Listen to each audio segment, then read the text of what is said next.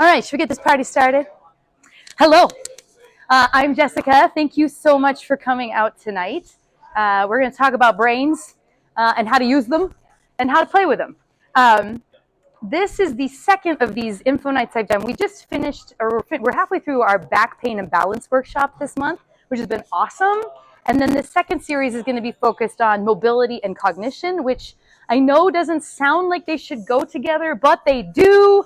And it's actually really powerful when you think about it.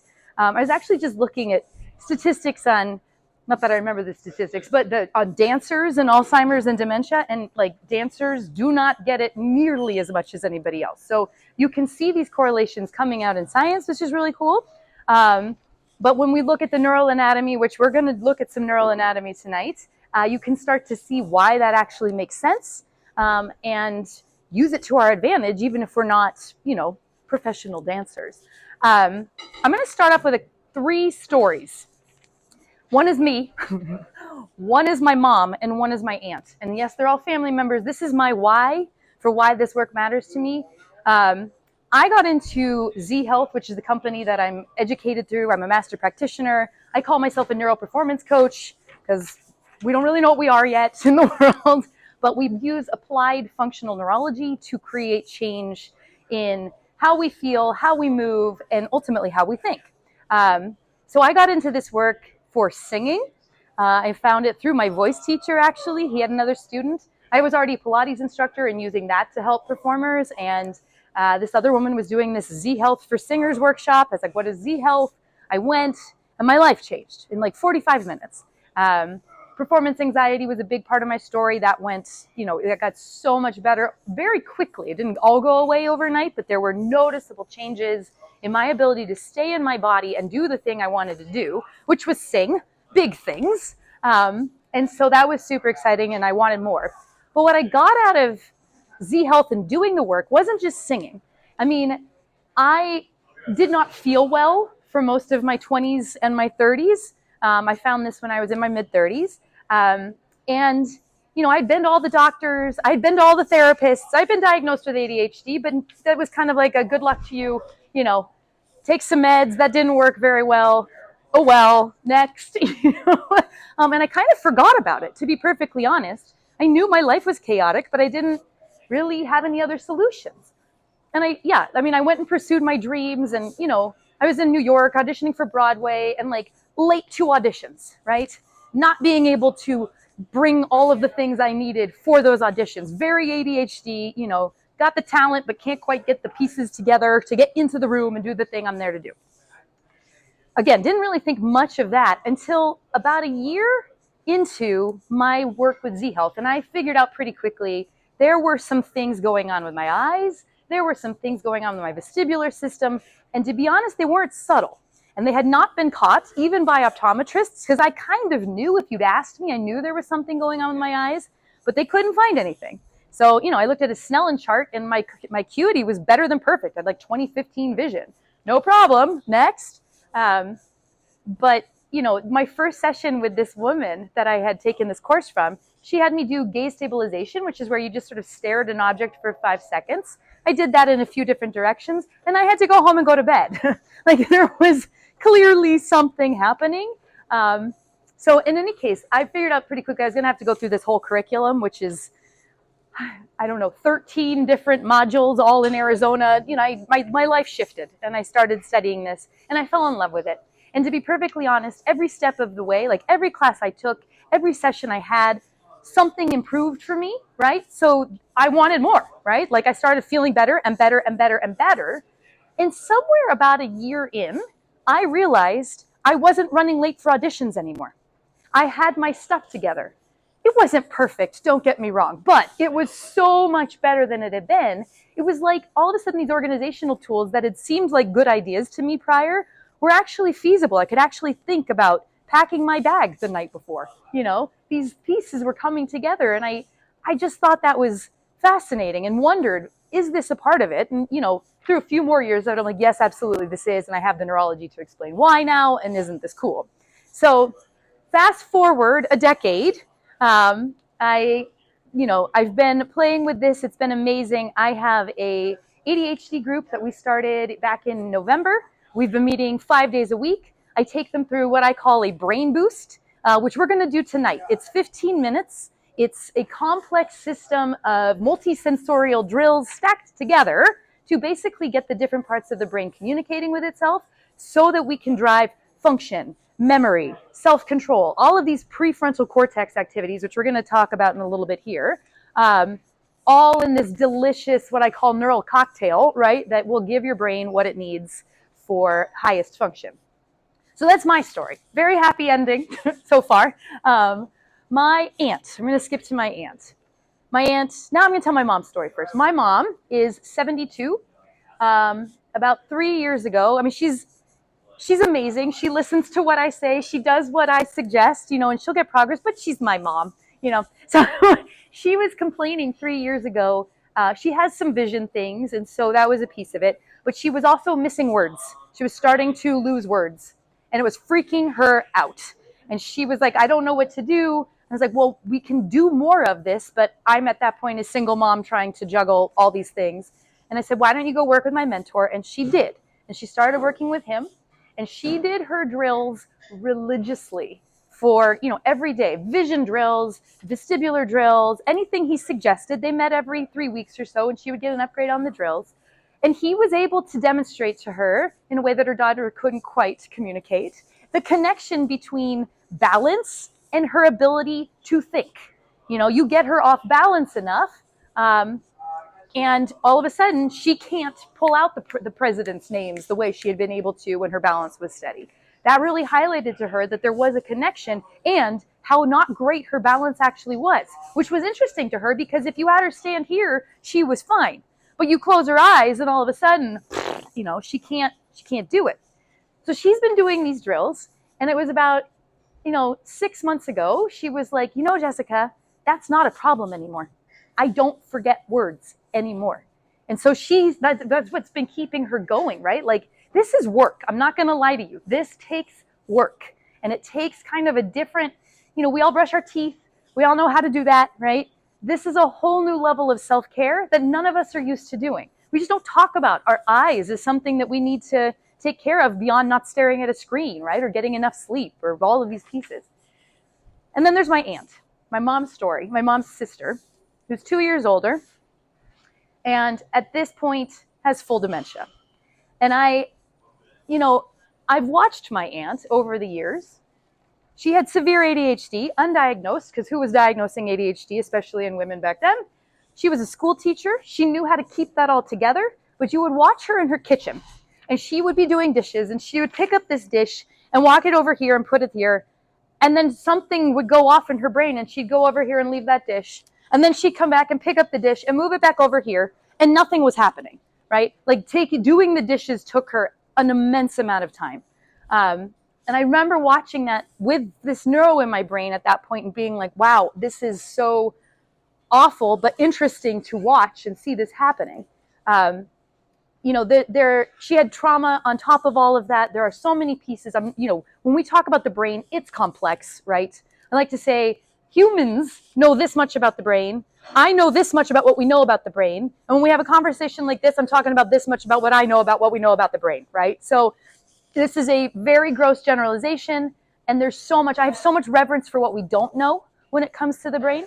And just to say this too, the gut, right? If we're going to talk about brain issues, we now have absolute data on the fact that the guts play a role. Nutrition and gut health, a whole other stratosphere of complex information, but should be mentioned, right? So for me, this is the piece that, I want to hit home.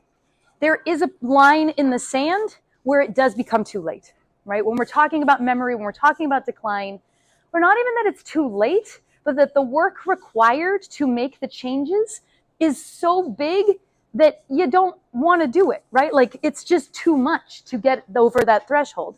And I think about this a lot. I had somebody the other day who's now a private client and is doing this work, and she's like, this would be so amazing in a senior center. And I said, yes, right? These tools can be helpful. They can make a difference for these people, but are they actually going to change anything? No. And the likelihood that they're actually going to do these drills, not going to happen, right? You have to be able to remember to do these drills. This sweet spot, right, where we're in middle age, somewhere in that arena, right, and there's a call to action of some kind, right? What's going on for you in your life that isn't working the way you want it to be working, right? It's still small enough that you're able to function. Now is the time, right? I say this over and over again. Get in while it's small. It is way less time, way less expensive. And then you have the whole, you've saved yourself this trajectory. And we all age. Let's be clear on that. A lot of what this is in theory slowing a decline. But for me, it is me being able to have all of my faculties and have the fullest life I can have, right, until the day I'm done. And there is enough science for me. Neurology is the study of hope, right? Brains change. They can change.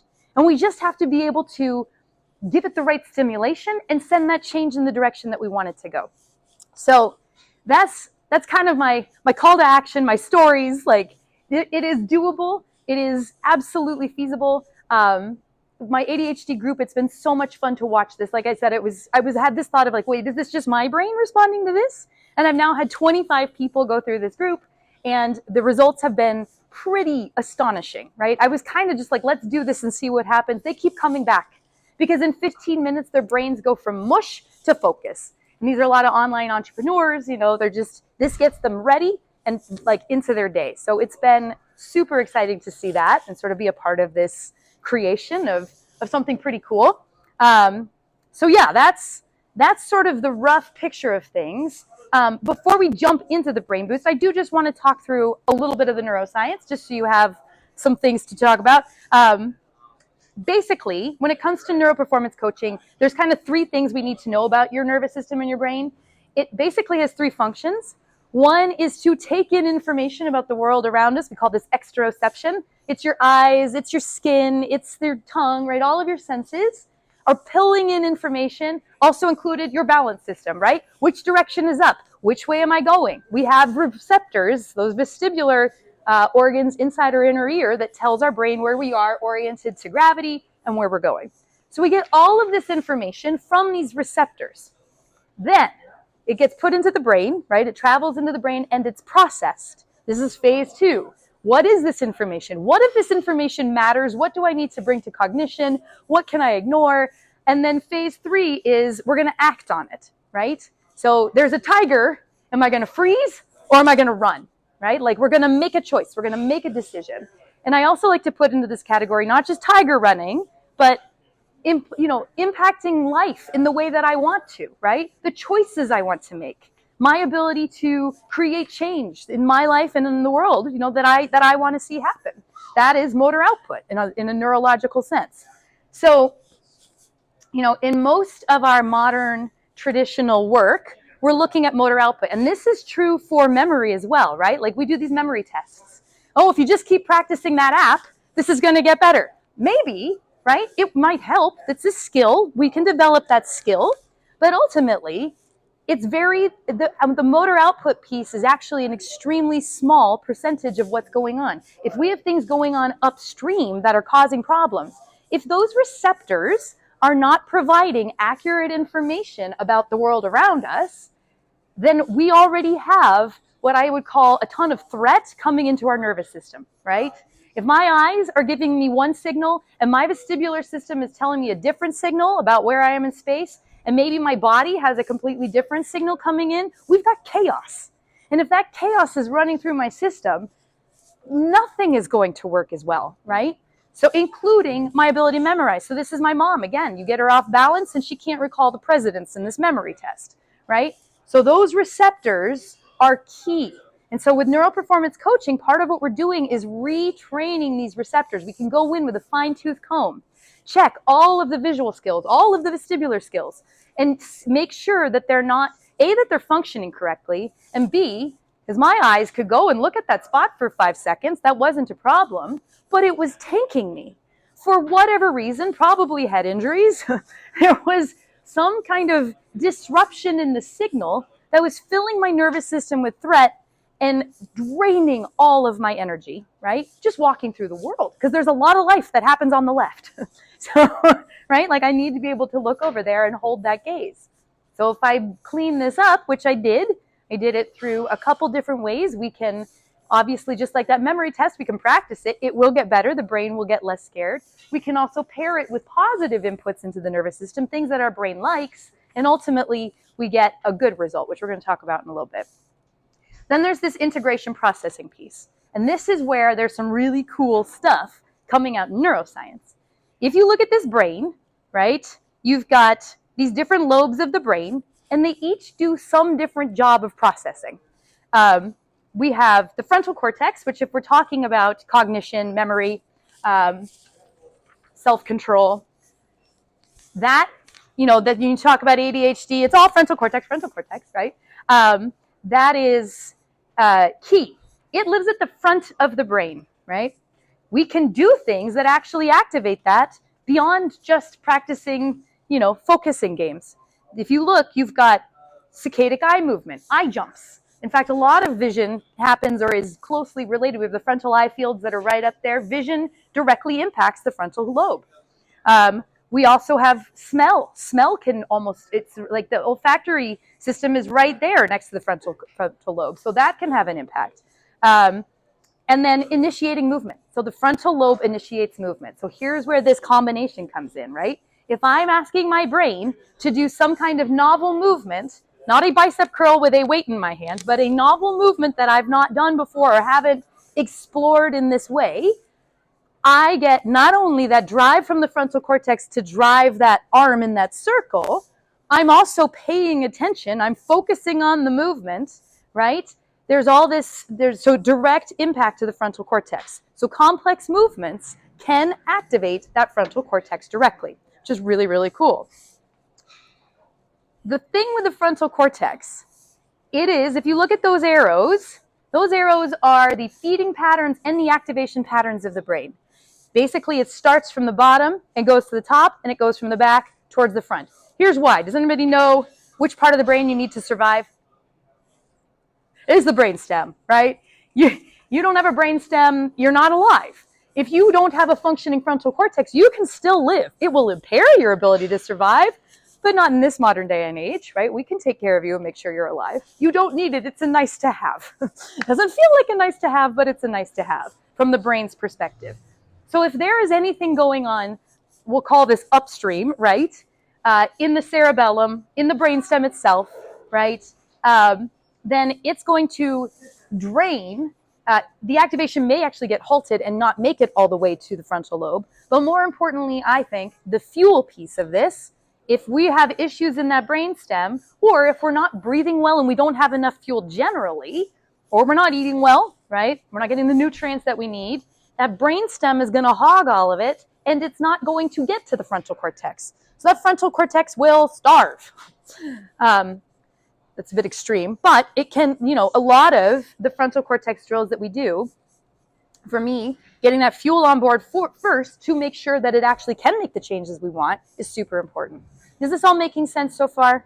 Okay, great. It's your neural anatomy on a Tuesday night. You're yawning. Fantastic. No, I'm all good. This is hilarious. And you don't obviously need to know all of this neurology, but seeing it hopefully will give you an idea of we're going to paint with these different parts of the brain, right? The temporal lobe. So working memory lives in that frontal cortex. Long-term memory actually lives in the temporal lobe. So we can play with things like something as simple as smell recognition. I said smell activates the frontal cortex, the active smelling does, but being able to name that smell actually happens in the temporal lobe. How many of you have experienced deja vu? Anytime I smell jasmine, I am 8 years old again. And it's pretty amazing, right? It lives right there in that same part of the brain. And it is designed to help us smell something and go safe or not safe, right? So that is, we can play with that. Some of these other pieces, the cerebellum deals with accuracy, balance, and coordination. We're going to talk about that. I'll give you an example of that in just a bit.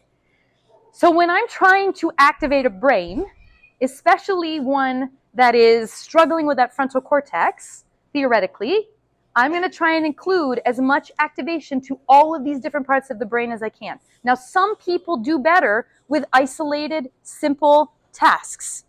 That's cool. And some people need more layered, more stack, more complexity in order to drive that change. The brain pays attention when we load it appropriately. If it's too much, it will shut down and you'll have to go to bed like I did with the eyes, right? If it's too little, your brain's bored, it's not going to pay attention, and then why would you do that? So we need to find the level of challenge that's appropriate for you and your brain. Does that make sense? Okay, so should we play with this? You guys want to try some? All right, so here's how this is going to work. I just said we needed to find the exact right dose for your brain, right? In this class, and just to spell this out a little bit, this workshop, we're going to look at, we have 4 weeks together. There will be approximately 4 different drills taught each night in terms of vision drills, mobility drills, some balance drills, and a few other things. We're going to start with one of those drills at a time.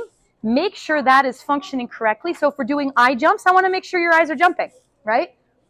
It'll be a small enough group that we can actually get the cleanup on those drills. If that's working, then we go to the next drill and we stack them together, right? So we layer this by piece, and but we need to, it's a room full of different people. It's a group class. How do we know if you should just be doing eye jumps or if you should be doing eye jumps while standing on your head? Then we need to test it. And thankfully, we have a way to do this. So this little corner here is how neuroperformance coaching works. I call it the check, try, recheck protocol. It's actually very simple. And for most of us, when you think about it, somewhat intuitive, although most of us don't realize it in terms of movement. So basically, because the nervous system is all connected and always communicating with itself, we can check something, and it can literally be anything. It could be balance. It could be a strength assessment. We'll run through a few of them together. Then we're going to try something. We're going to do a drill, and then we're going to recheck the same thing we just did before. And we're going to get 3 pieces of information. Either it's going to get better, which tells us that was an appropriate level of challenge for your brain. It's going to be neutral, which means my brain was bored with that. Thank you. Or it's going to get worse. And with any of the drills that we do, if we're doing a single drill, that tells me we found something your brain, like for me looking at my finger for 5 seconds, for whatever reason finds threatening. We don't want to leave you there, right? We want to fix that and get it better. And so we'll find ways of cleaning that up and making your brain feel safe with this very scary exercise. So there's that. It will also then tell us if we are stacking things, maybe we make things simpler, right? So if you get a neutral result, we make it more complicated until it becomes a positive result. If it's a negative result, we simplify things until it's a positive result. Does that make sense? Okay, great. Let's run through this. We're going to show you these check, try, rechecks, and then we're going to do, oh, I didn't think through that piece. My rhythm's on there. It's okay. I'm going to be the rhythm tonight. Rhythm activates the basal ganglia. It's a huge driver of movement. It's also directly connected to the frontal cortex. It's one of the parts deeply impacted with ADHD, and so I use rhythm a lot to pull it all together, and it's super juicy. And there's ways of doing it without a metronome.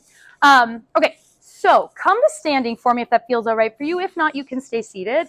We're going to check a few different things. So this is going to be like a baseline assessment of how is your nervous system doing before we do any activity, okay?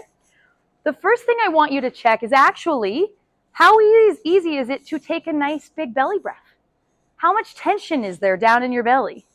How relaxed are you? If you were going to rate it 1 to 5, 1 being I'm a tin man and nothing is moving down here, and 5 being I feel extremely expansive, I feel one with the universe, rate that for yourself, okay?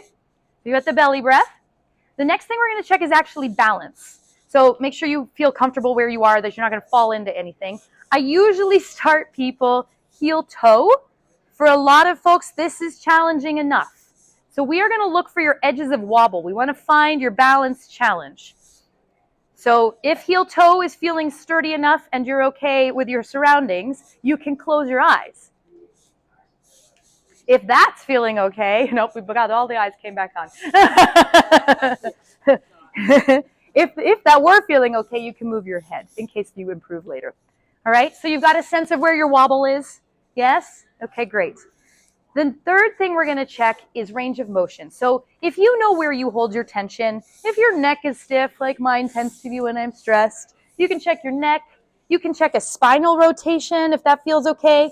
The biggest rule is we don't want to move into pain. Pain is a neural skill. The more you practice it, the better you get at it and the louder it gets. So we're looking for tension but not pain. You could try a forward bend if that feels okay for you. Whatever, shoulders, what feels tight on you. Just take a second and check in with your body. See what's feeling tight, what could be loosened up. Be as scientific as you can be, though, because we're going to come back and I want you to know if it got better or not. So sometimes, like with the spinal rotations, I'll actually measure off. Okay, yes, I made it to the cups, and I made it to the edge of the TV there. Okay, cool. The last thing we're going to check is actually an assessment for the cerebellum. And I like doing this because we're talking about brain processing, right? It's pretty cool to be able to see if your brain is literally processing better. So for this, I said the cerebellum is responsible for accuracy, balance, and coordination. We're going to look at accuracy and coordination with this drill. So to do this, we're going to bring your right hand comfortably in front of you. Your left hand is going to make a blade, and you're going to put that blade right on top of the other hand. Then flip that top hand, and you're going to flip that as quickly as you can without losing coordination. So I want you to notice how easy is that, how accurate is it? Whose hand is this? What's happening? Great, we're going to get it better. All right, and then we're going to compare to the other hand just to see. So now the left hand's underneath, right hand goes on top, and we're flipping this one. And you may find that one hand is better than the other, very normal. It may or may not be your dominant hand. My dominant hand is worse. So there it is. Did everybody find one hand that was a little bit more challenging? Okay. So that will be the one that we're going to recheck. You can recheck both, but theoretically we want to improve the one that's not functioning as well, so that's of interest to us. Is that making sense? Everybody has a sense of where their nervous systems are starting off. Okay, great. I think let's move these chairs forward for you just to give you a little bit more room. Okay, because we're going to move a little bit. Nancy, for the marching, you can either do this seated, it'll work just fine, or if you want to, whatever feels good, yes? Just keep steady and stable here. The first piece we're going to put together here is some cross-body contact. So if I have my left hand touch my right knee and my right hand touch my left knee, and I keep doing this, I am connecting the two halves of my brain. This is crossing over that corpus callosum in the middle. We are literally pulling the brain together with this. Fantastic. Good. Rest for a second. We are now going to stack a little bit of breathing with some counting. I'm going to encourage you to count out loud because we're going to stack that vagus nerve. It's vagus nerve activation. So we can get a little brainstem activation by speaking.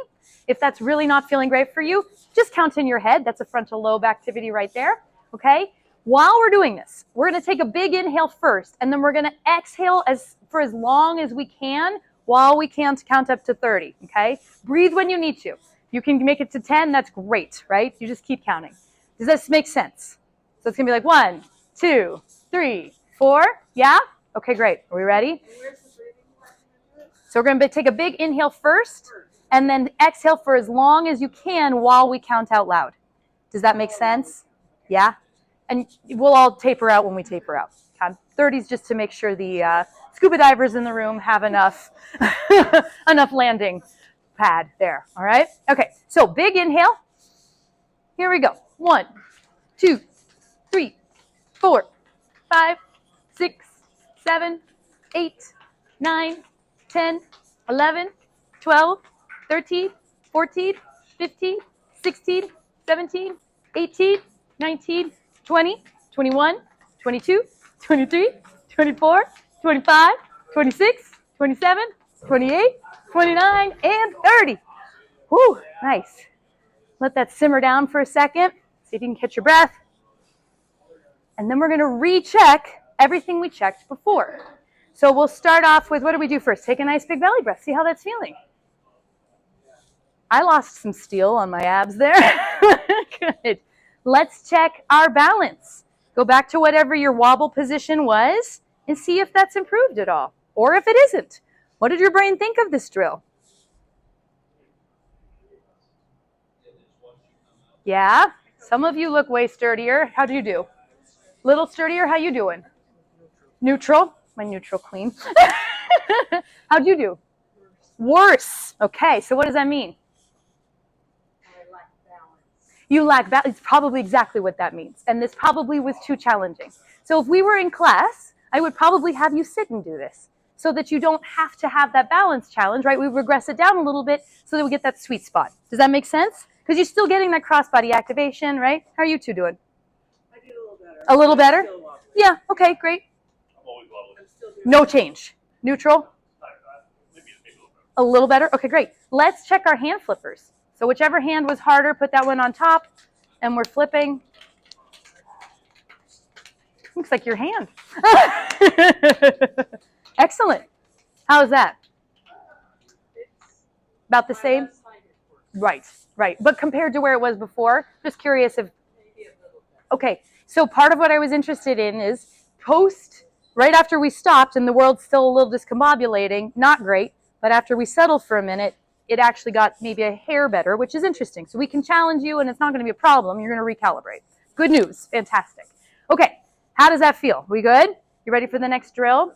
Okay, this is where the mobility piece comes in. You can come out of your complicated balance stance there. That's very, I might throw you back in there in a bit. Okay, we're going to do my favorite eye drill. For this, we're going to work on our peripheral vision for layer 1, okay? And then we're going to stack some more things on this. So for peripheral vision, that means I am looking at something, but I'm going to pay attention to something else, right? It's the vision of the things you're not looking at. Yes? Great. So pick a target to look at, and I'm going to have you make bunny rabbits with your fingers because movement stimulates peripheral vision. So we're just going to add this little bit of movement, and I want you to bring your hands out. You three may hit each other. Bring your hands out and see how far out you can see, and it may be different, on each side. See where that challenge spot is with those bunnies. How far out can you go before they disappear? Good. Recheck just that. You can check your balance. You can check the tension. You can check hand flipper. And see if you notice a difference just from some peripheral vision stimulation. Anybody get a noticeable difference one way or the other? I always have a tight neck. Yeah? Yeah, I feel a little loosened. It loosened up a little bit. Fantastic. Yay. Good. Anybody else have something noticeable? Anybody get worse? Great. We're going to stack the next thing onto this. So bring those bunnies back out. And now those bunnies are going to go up and down. If you have shoulder issues, they're not going very far up. It's fine. We're just playing in this field, making the range as big as we can. Good. Recheck just that. Recheck your balance, recheck the hand flipper, recheck the range of motion. Slightly more complicated. That got better. A little bit more complexity for you. Awesome. Okay. We're gonna add one more. You good? Or better. Excellent. Okay, we're gonna level up one more here. Here's how this is gonna go. You have fingernails. Everybody have fingernails on their index fingers? Okay, great. The bunnies are gonna be moving. Actually, now they're butterflies. I actually call this drill butterflies. The butterflies are going. I'm looking at the target. I'm going to say left or right, and your eyes are going to jump to that fingernail and jump back to your center target. Yes? So if I say left, your eyes jump to the left finger. It's still moving. Come back to the center, and then I'll say right, and you're going to jump to the right finger, and then come back to the center. Does that make sense to everybody? See if you can do this without moving your head, because it's just the eyes, right? Here we go. It'll be at random, by the way. Left. Left. Right.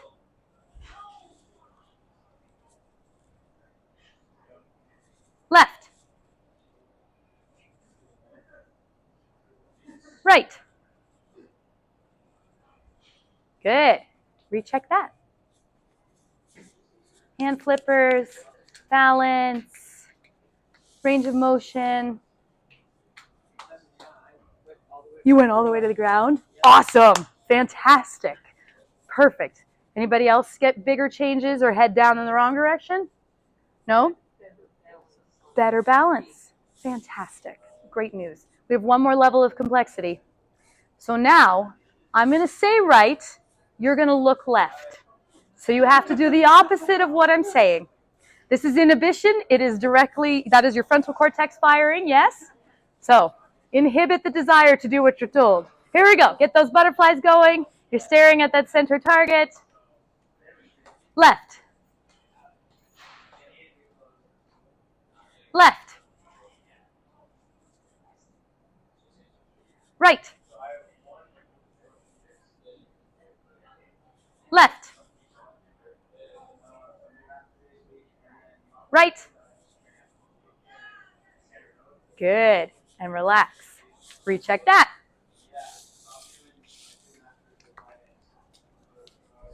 Woo, look at you. Really great. Really great. Yeah? Anybody start going in the wrong direction? You're all an active group. This is awesome. Okay. Is this making sense enough in terms of we're playing with our brains and things are getting better? Like we're doing weird vision drills and my balance is changing and my hand is flipping faster and my neck got looser. Is this acceptable information? Yes? This is actually the hardest part. All right. We're going to now play with the mobility piece of this and tie it in. We're going to play with, anybody have shoulder issues? Yes? Is one shoulder okay? Great. We're going to play with one shoulder. You can absolutely do this seated if that feels better for you. We're going to rub our shoulder to start with. The better you can feel something, the better you can move it. We're going to bring the arm out to the side comfortably, and we're going to circle this arm. So bring the arm as far up as feels good. It's going to go forward, down, and back behind you. See if you can keep your chest really still. I want you to map out that full range of motion. So if you need to move because you're worried about hitting people, please do. I want you to have your full range of motion without the chest moving. So I don't care how big the arm circle is. I care that it's just the arm moving in that socket. And then change direction.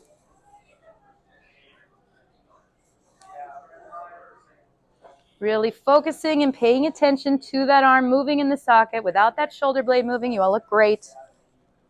Really good. Recheck just that. How's your range of motion? How's your balance? How's your hand flipper? Can you take a deep breath? Yeah? Great. One simple little arm circle. Really good. All right. So now I'm going to be your metronome. I usually, for ADHD, I set this to 60 beats per minute just because a lot of us have a hard time tracking time. I'm like, let's physicalize this. What is a second here? For me, tonight, you get me and whatever rhythm I've got coming out, but I've trained this, so I'm ready for this moment. So you are going to, on each clap, yes, that is going to be you passing through the points. So it's going to be bump, bump, bump, bump. Yeah? So I'm going to clap. You find your range of motion and see if you can set it to the beat. No, 1/4 circle per beat. If you want to do a full circle per beat, that's fine. It's the same game. A little more complicated with quarters. Good, change direction.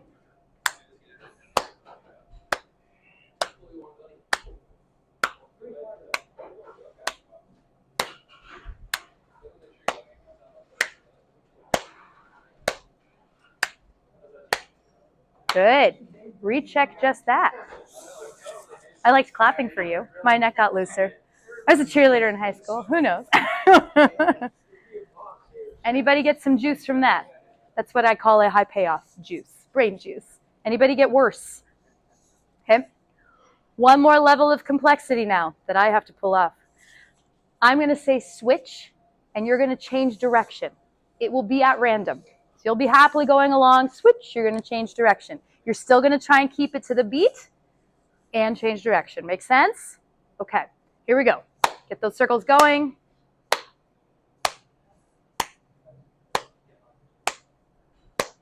Switch. Switch. Switch. Switch. Switch. Switch. Switch. Switch. Switch. Switch. Rest. Good. Recheck that. See how that feels with tension, balance, range of motion. How's that hand flipper doing? Yeah, look at you. That's awesome. Fantastic.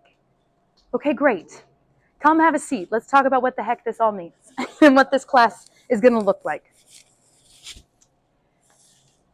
So you all got some high payoffs, yes? That's fine. How did you do? Did you get some juice? No, because everything hurts right now. Everything hurts right now. Okay. All right. So we can work on modifying all of these things and making sure we're getting the sweet spot for you. Any questions on that before we keep going? Including what the heck was that? I'm fine with that question. But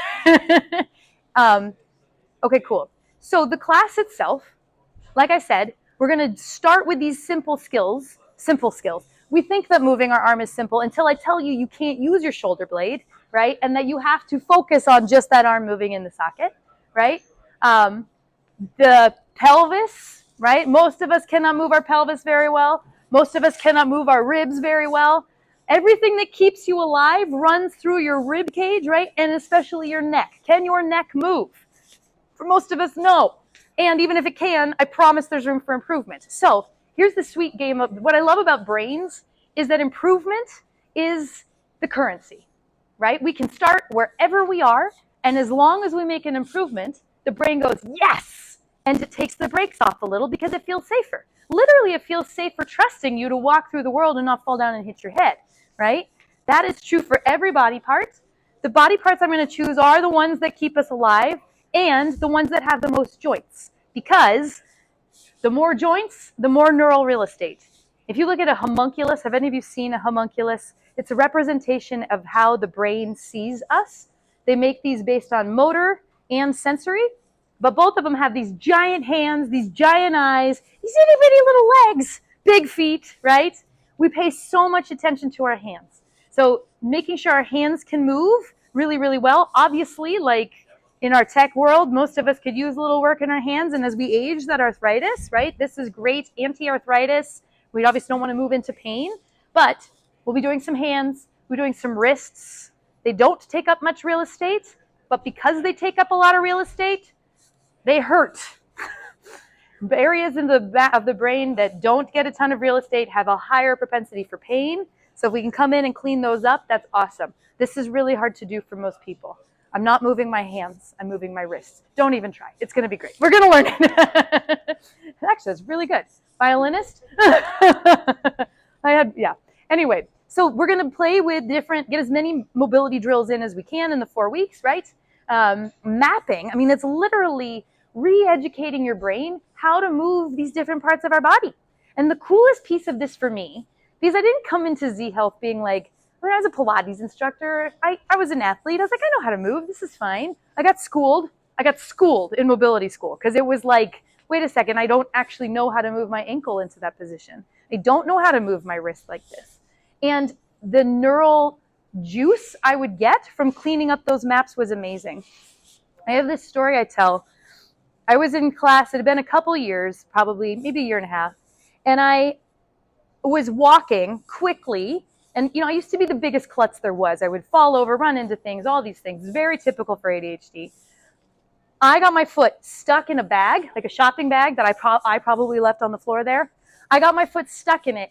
And there was this moment of being in the matrix where time slowed and I was able to recalibrate my foot, step backward into safety. This all happened in microseconds. And I remember just being like, whoa, what just happened? But I had mapped my feet, I had mapped my knees, I had mapped my hips, and my brain had that level of mastery that I didn't even know had happened, right? It just was, it's like I woke up one day and had this it wasn't. I put a ton of work into that, right? But that is the safety piece, right? The ability to correct in a moment where typically I would have freaked out, everything would have tensed, and I would have fallen to the ground, right? Or grabbed for something or done something.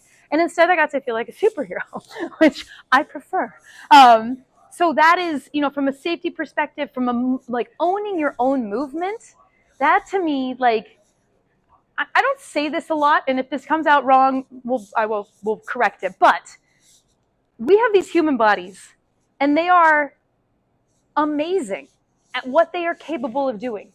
And in this modern culture, we tend to not do those things. We actually tend to limit things. I like to say we're somewhere between WALL-E. Have you all seen WALL-E? Right? They're they're literally just consuming, right? They don't move, they just consume. And Tarzan is the other extreme. Like our brain knows that we have the capacity to be Tarzan. And the thing to tie this together, if I'm not being as Tarzan as I possibly can be, that makes my brain feel unsafe. I also like to think it makes my brain sad because that looks really fun.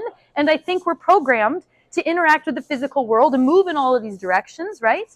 But we sit in cars, we sit at desks. I have a small child. My entire world is right here, right?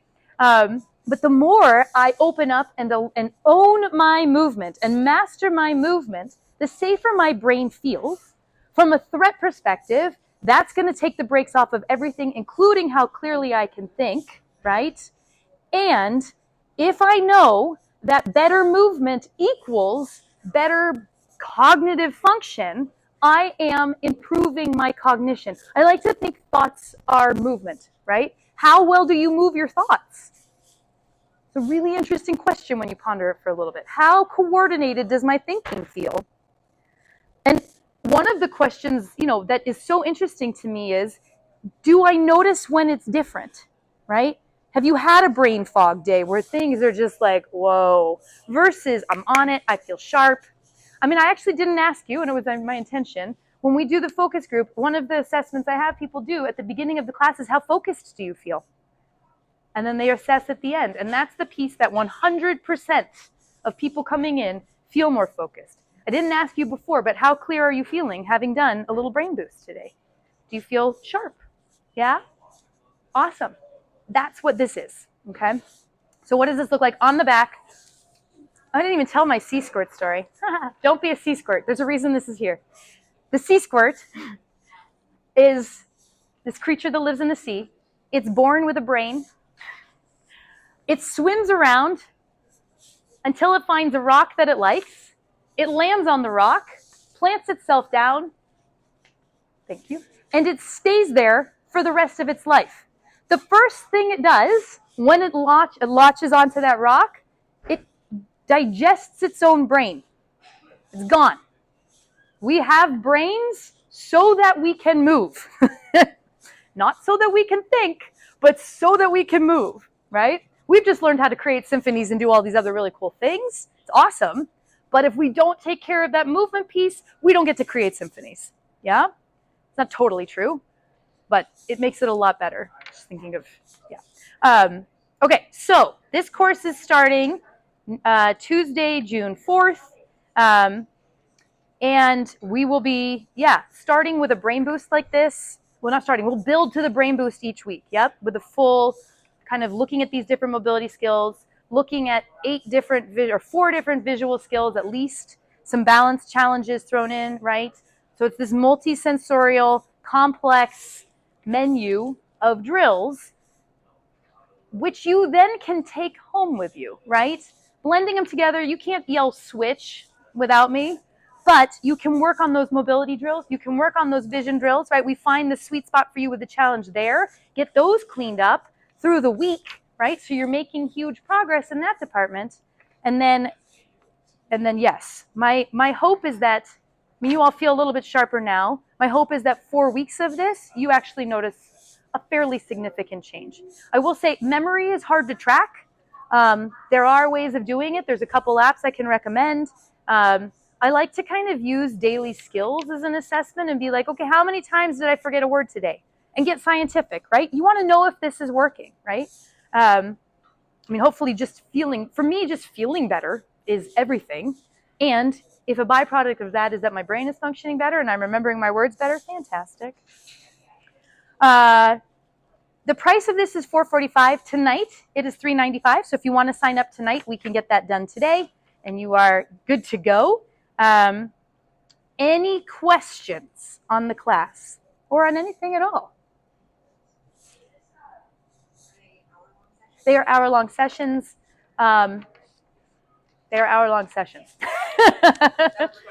The back pain, I've been going an hour 10. But we'll call them an hour-long session. Yes.